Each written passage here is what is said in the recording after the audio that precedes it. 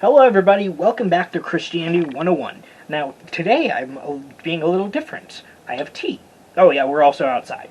But I have tea because I have been sick for the past few days. And we are outside because my house is messy because I have not got a chance to clean it because I've been sick for the past few days. So, that's why we're out here.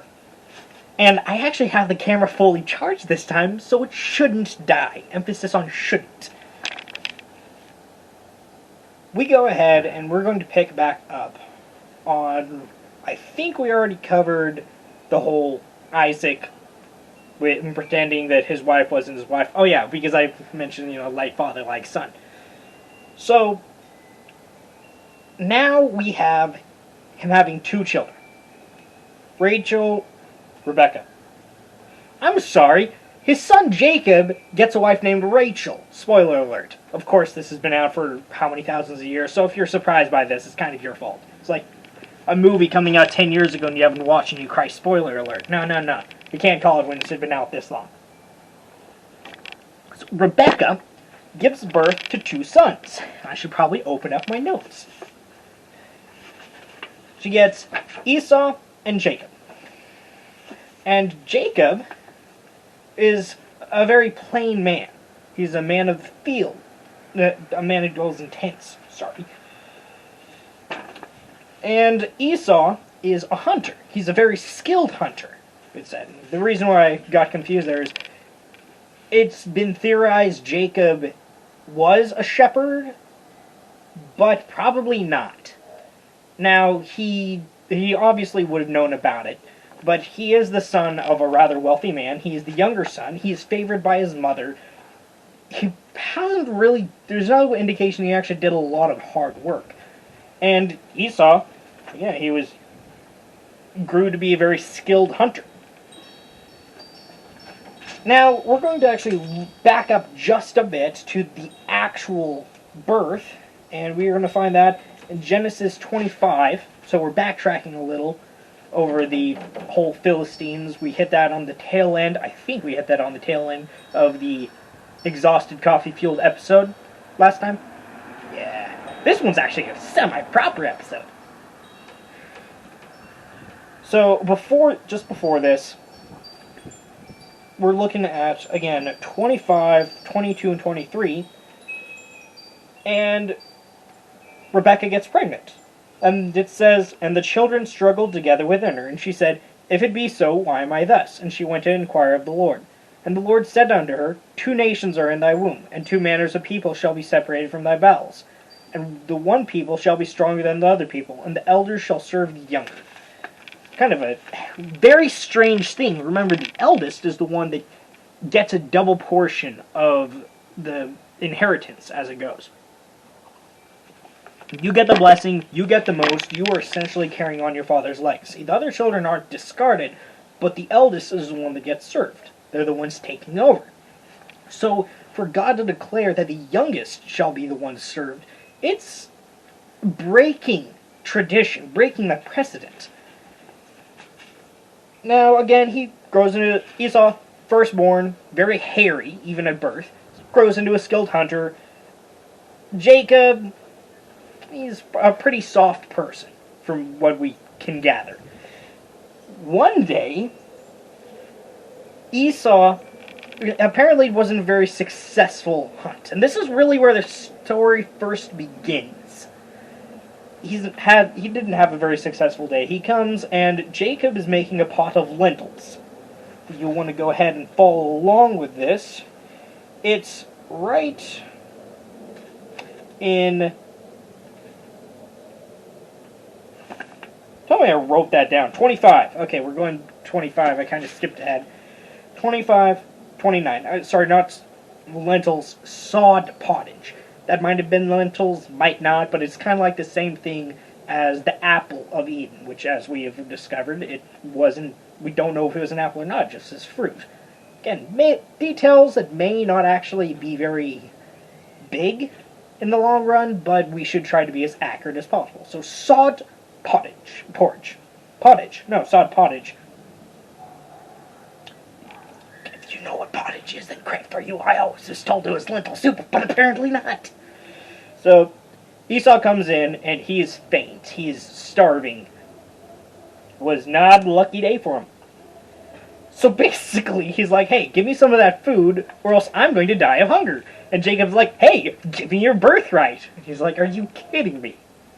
And being the younger child, I kind of get it. Now, siblings, they typically don't get along very well. And so there was probably... we understand Jacob was the younger son. We don't know if Rebecca told him or not about God saying, hey, the younger will serve the elder, and I'm watching my fiance's cat climb a tree and onto a fence. If you get stuck, I am not helping you. Don't get on their roof. Please don't get on their roof. Hey! Dante! I saw nothing. Anyways, going on, cat totally didn't just jump on the neighbor's roof. We have... basically, Jacob's kind of like, ha, you're the older sibling, but no, you know what? You're going to give me your birthright, or else you're going to die of starvation. I'm not going to feed you. And he's just like, what the heck, man? Fine, okay, you can have the birthright. What good's it going to do me if I starve? Jacob, it wasn't as if Jacob just completely took Esau out of the picture. There's two big things. You had the birthright, which was, the actual stuff, and then you had the blessing. I'm saying I'm not seeing the cat, but I can't help it. I'm looking right at him. The number of things I was expecting today, that wasn't one of them. And then you had the blessing, which is basically the father blessing him before God. It may not sound like a very big deal, but it was. It was a big deal for them. You are blessing someone before God. This is when you're passing it down. You can't explain it really more than that, but there was a very big importance about this. So, going on, they're continuing. This happens. Abraham dies. Then, Abraham dies before that. I was looking at the wrong page. Distracted by a cat that's now almost at the top of the roof. So, then, this one actually wasn't started by Jacob. And we always see Esau as being the bad guy in this story, but he really wasn't. Now, he's the eldest. He's very unruly. He takes a wife that's not of the people, or not of the faith. Takes one from what we would consider heathens. And it says that he distressed in fact, looking at 26:34. And Esau was 40 years old when he took to wife Judith, the daughter of Beri the Hittite, and Bashmeth, the daughter of Elon the Hittite, which were a grief of mind unto Isaac and unto Jacob. Unto Rebekah, not Jacob. I'm going to just blame that one on being sick and on misreading. Which is why I highly encourage you to get a Bible and read along, or look it up online and read along and go, hey, that's not what it says. What are you doing? Yes, get off the neighbor's roof. So Isaac becomes blind in his old age. He knows he's probably not going to last very much longer, so he goes ahead and calls Esau to him and says, hey, go kill a deer, take the venison, prepare it the way I like, and I will go ahead and bless you before the Lord. And this is when Rebekah goes ahead and gets the brilliant idea, no. Goes and finds Jacob and essentially says, hey, this is what your father said that he's going to do for your brother. You take 2 kid goats, slaughter them, bring them to me. I'll prepare them like your father likes. I'll make it taste like venison. And now he'll give the blessing to you. And Jacob is like, no. He's going to... Actually, to be fair, he never says no. He simply objects, saying, he's going to curse me. He's going to figure it out. He's going to curse me instead of bless me. She's like, any curse will be on me. So he goes ahead and gets Esau's clothes. Gets into Esau's clothes. Rebecca takes... And Jacob is a very smooth man, so she takes the skins and the pelts and goes ahead and covers the exposed parts of the skin, neck, forearms, to make them hairy. It's kind of a little gross, I'm not going to lie. And I can understand, fur coats and leather coats. Those are perfectly nice, but that's when the stuff's been treated. This happened in like one afternoon, from what we can understand. There was no, let's let it dry and cure and everything. No, that was probably very raw, fleshy against him. I'm sorry, no blessing in the world is worth that. So, he goes ahead and goes along with this. And Isaac kind of suspects something's up. He's like, come, Jacob brings the meat, and he's like, how did you get it so fast? He's like, well, the Lord blessed me. Come here, let me feel you. So he smells the clothes, he feels the skin, which is, it's the very rough, the goat. The soft, scratchy stuff. We'll just do that. I'm having a mind fart. And it's like, well, the voice is Jacob's, but everything else is Esau's. The meat tastes like, okay, well, here's your blessing. And he goes ahead, and if we're looking at that, chapter 27 of Genesis, looking at verse 28, starting. Therefore God give thee of the dew of heaven, and the fatness of the earth, and plenty of corn and wine. 29, let people serve thee, and nations bow down to thee. Be Lord over thy brethren, and let thy mother's sons bow down to thee. Cursed be every one that curseth thee, and blessed be he that blesseth thee. And then Esau gets back, and he doesn't catch Jacob in the act.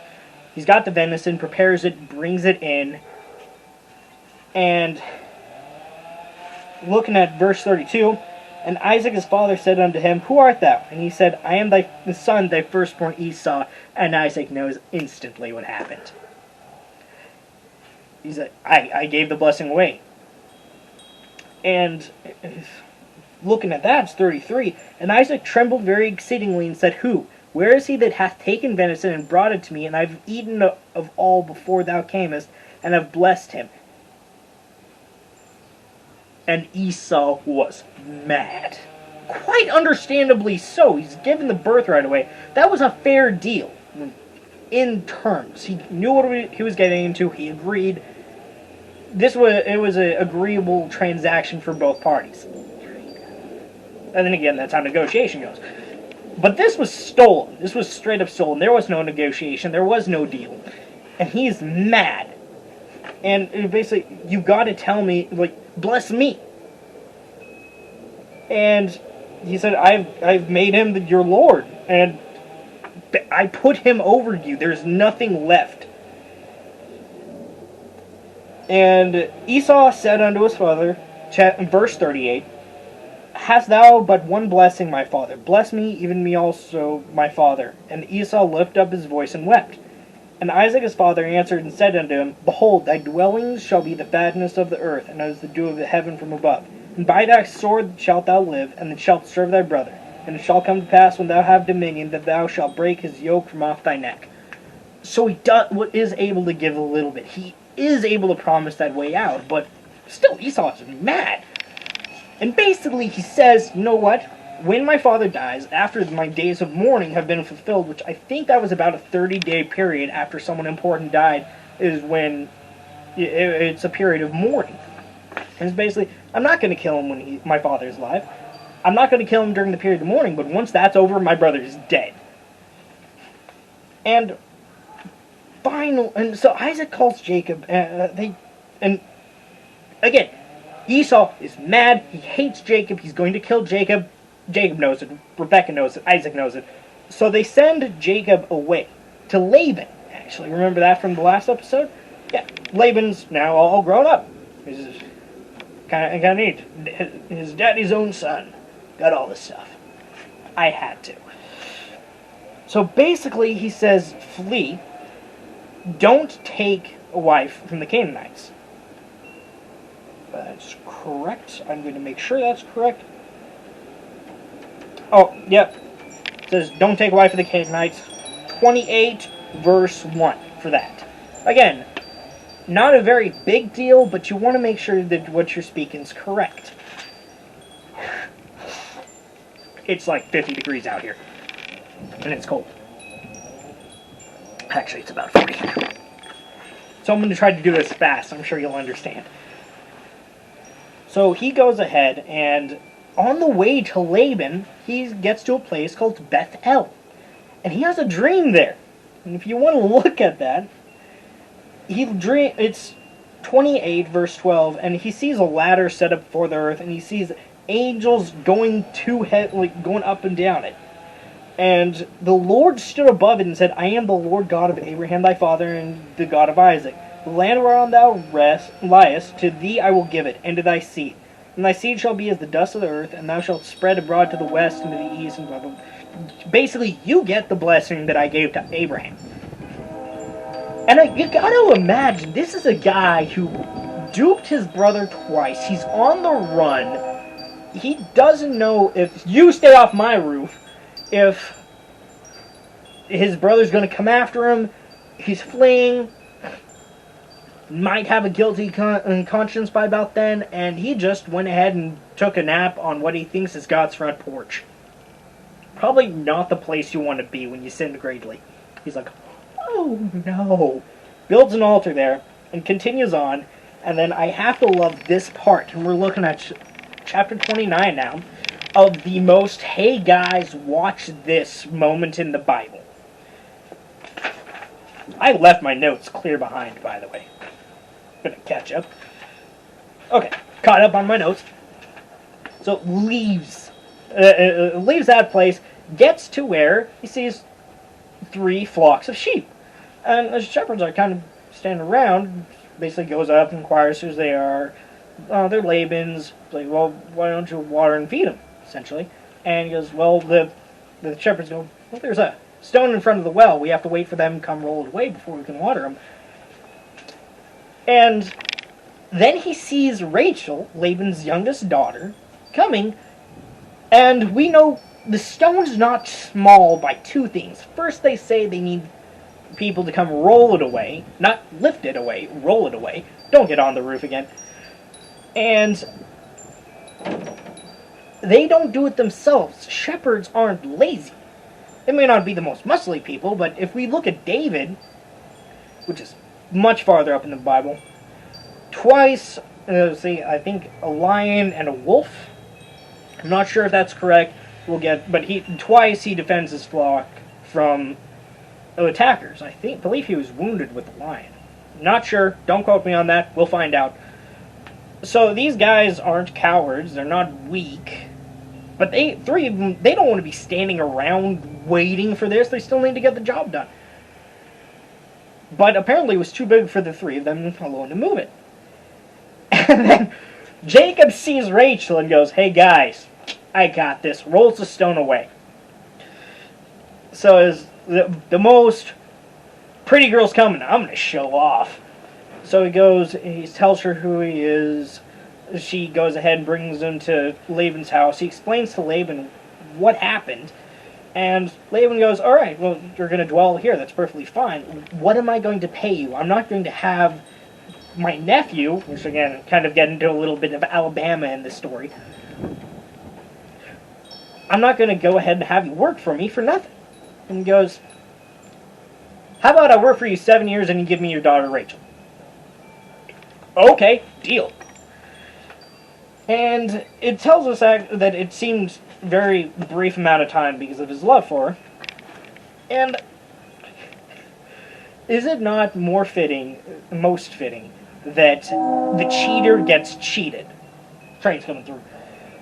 Because at the end of the 7 years, the wedding comes, and Laban pulls an old switcheroo, and he actually goes ahead and substitutes Leah. So Jacob's kind of mad at this. He's like, hey, I worked 7 years. You promised me Rachel. What happened? And Laban makes the excuse, oh, in my country, you have to go ahead and give away the older before the younger. So, here, tell me what I'm going to do. I'm going to go ahead and have you go ahead and fulfill her week. And then, at the end of that, I'll give you Rachel, and you just work for another 7 years. No biggie. And Jacob agrees. He much favors Rachel. Again, that's a woman he fell in love with. That's the one he worked for. Leah was kind of a arranged marriage, for lack of a better term. Well, both Leah, Rebecca, and both of their handmaidens bear him children. And he's starting to look around, and he's wanting to go home. So, basically, at the end of it, after Joseph is born, big name, remember it, he asks, hey, go ahead and, I've done this work for you, give me my wives and children, just let us leave. But Laban, seeing that he's getting blessed with Jacob being there, he's gaining riches. Now, this is about 20 years. Like, about the time between Jacob coming to work for Laban and leaving. This was a 20-year period. And Laban's kind of liking these riches piling up. And so, finally, they go ahead and strike a bargain. And the bargain is, Jacob goes, all right, the brown and spotted cows and sheep and goats, give them to me, and if you find anyone, like a pure coat among them, consider it stolen from you. Yeah. I'm just going to go ahead and... So that way, he's basically going, give me the stuff that isn't the best, and we'll go ahead, and I'll go ahead and accept those as my payment. And Laban agrees. And all the ones that are white, he goes and gives over. I'm just making sure, real fast, I want to make sure that he actually... Yes, looking at 30 verse 33. So my righteousness shall answer for me in time to come, when it shall come for my hire before their face, every one that is not speckled and spotted among the goats, and brown among the sheep, shall be counted stolen with me. So, that's essentially... He's going... That's how he's trying to make it fair. He's trying to divvy it up. And he's taking the ones that aren't exactly the best, from what we understand. If I recall correctly, in Leviticus, when they're talking about sacrifices, the spotted, those weren't appropriate for sacrifice. They had to be pure. They had to be the white. Don't even come with me with racial bullshit. I don't know if I can say that on here. BS. They're animals. Don't eat it. I wouldn't give that warning, but I've seen enough to go, might want to put that in there real fast. Apologies for the curse. I curse like a sailor. I really try to work on that. Christian doesn't mean you're perfect. It just means you're trying. So, goes ahead. He agrees to this, and Jacob's starting to gain wealth. These herds are starting to multiply. He's gaining manservants and maidservants. Laban's sons are getting mad. They're like, all that wealth, that's supposed to be our father's. And Laban's not too happy with Jacob either. So Jacob's like, maybe we should go. Yeah, let's go. Talks to his wives, takes their stuff, run. It just runs. 3 days after, that's when Laban is told that Jacob's gone. And he pursues him, and on about the 7th day, he's about to catch up to him. That night, next to Mount... I'm trying to pronounce this. Gilead? No, that ain't right. Gilead! I should hire someone just to go ahead and pronounce all these names and write them down. This is how it's said, so you don't sound like an idiot. I don't know why I gotta send my Indian accent there, but I did. Goes ahead, and the 7th night, the Lord appears to Laban in a dream, and he goes, when you catch Jacob, don't speak good, don't speak ill. And that's kind of a shadow of when Isaac's servant originally came to them, and Laban's father answered, we can't speak or good or ill of you, this is of the Lord. So, the problem is, Rachel stole Laban's idols. Again, this isn't exactly the most righteous of stories. She instills them, and Laban catches up and goes, what are you doing? I could have sent... you left without warning in the middle of the night. I was kind to you. I could have given you fanfare. And what makes me mad the most is you stole my gods. And Jacob didn't know. So he goes, you know what? Search everything. If you find them, then the person who stole them, put him to death. Not knowing that his favorite wife stole them. So Laban goes searches. Rachel actually goes ahead, takes the idols, puts it down, and covers them with camel's furniture, and puts them in camel's furniture and sat upon them, it says. And she basically apologizes for not rising and greeting them as is customary. But the custom of women is upon me. I am not explaining that one. So, basically, Jacob goes, alright, you searched everything, you found nothing, I spent 20 years serving you. And they go ahead and talks proceed. They part ways, not really as friends or enemies, but this is the ending note of what they do. They build a stone pillar. And this is what Laban says. The biggest part of this is, alright, this pillar will sit between you and me. And God is between you and me. But if you harm my daughters, or take a wife, any other wife, you're dead. I will kill you. That's basically what it boils down to. But as long as you don't do that, I will not cross this boundary. Jacob agrees. They part. And then we come to the big part. We come to the big brother. We come to the brother that he cheated 20 years ago out of 2 things. And he is afraid. He's for good reason. He wasn't exactly innocent in this venture. So he decides to divide the parties up into 2 parties. 2 groups. Basically the logic is if my brother attacks one and kills them all, at least the other one is able to escape. Kind of dark, but it's a pretty good strategy. And the reason he's so afraid is because he sent messengers to Esau, basically going, I'm your servant, I'm coming to you, I have wealth, I spent 20 years sojourning with Laban, I'm coming back to you. And the messengers bring back the news that Esau is coming to meet him, not that bad of a story, meet him with 400 armed men.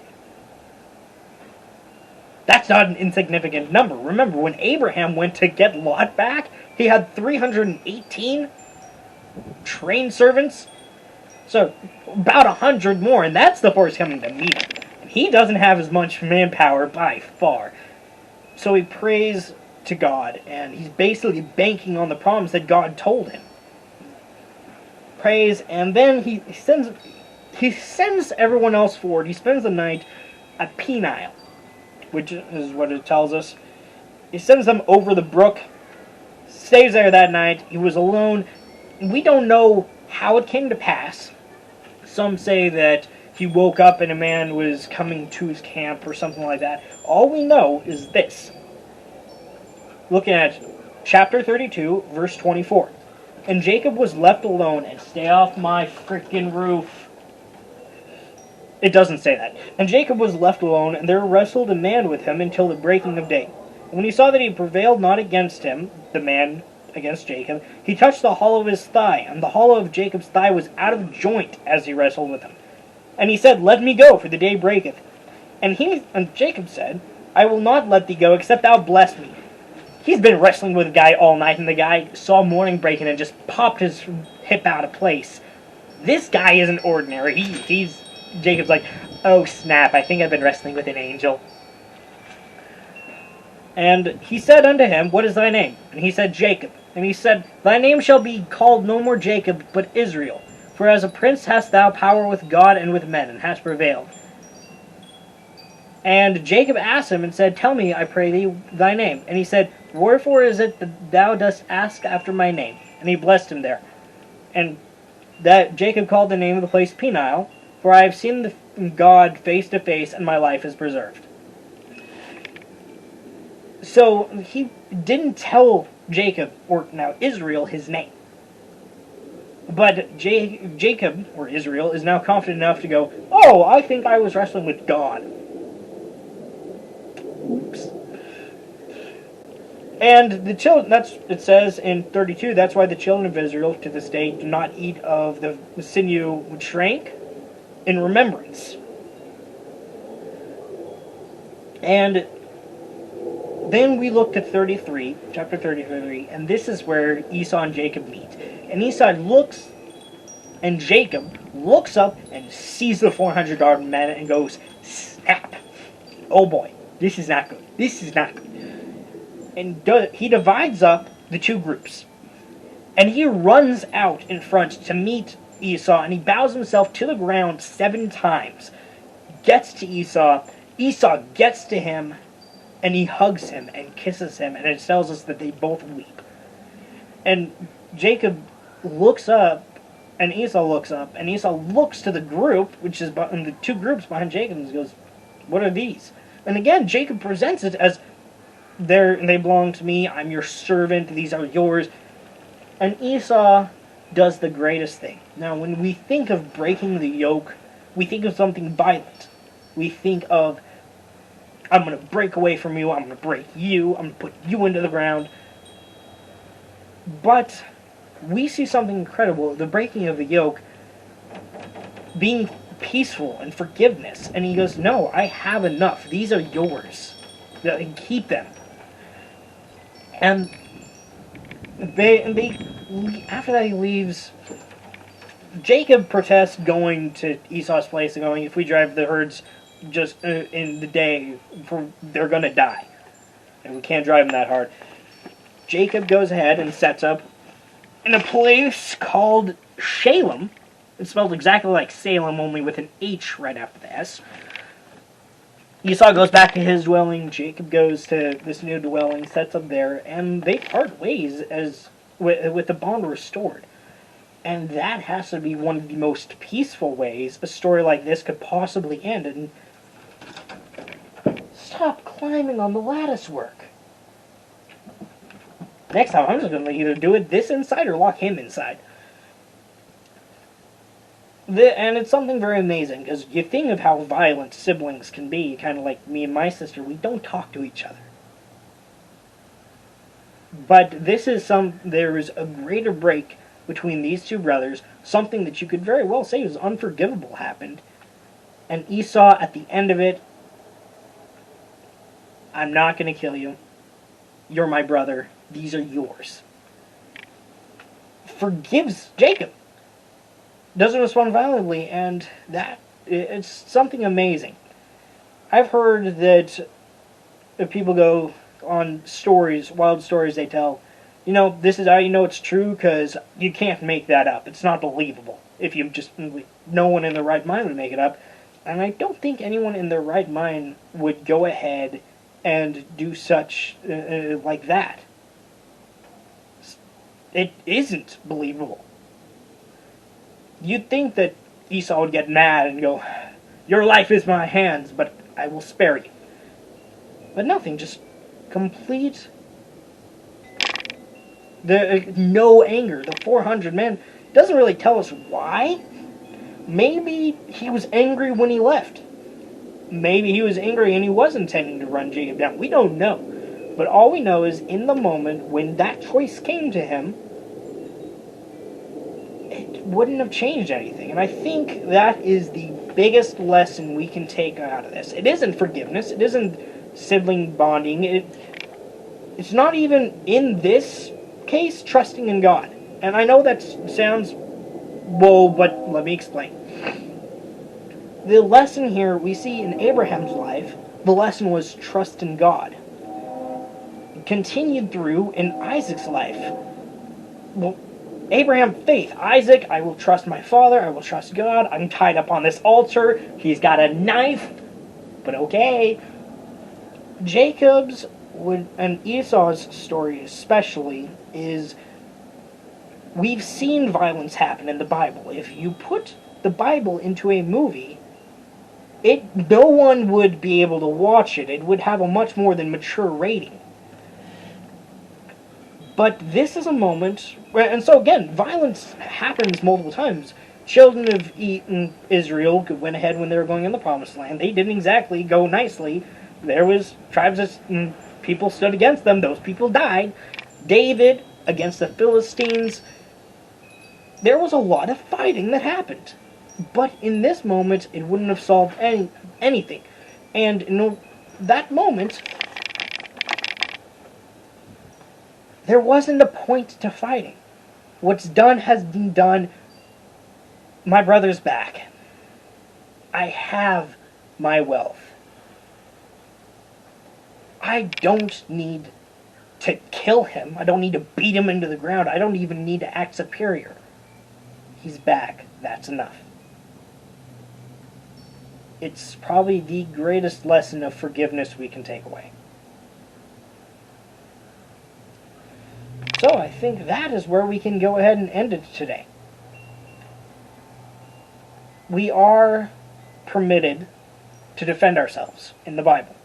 If you want me to do an episode on that, I will do an episode on that. I don't care how many people I make angry about it.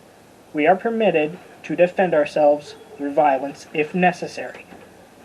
But at the moment where you cast off a yoke from someone, when violence, it may make you feel good, truly breaking away from someone, truly breaking free of their dominion, could be just laying down your sword and going, I'm not fighting you, you have no power over me anymore. So, forgiveness when you can. And I think that is one of the most important lessons we have to learn.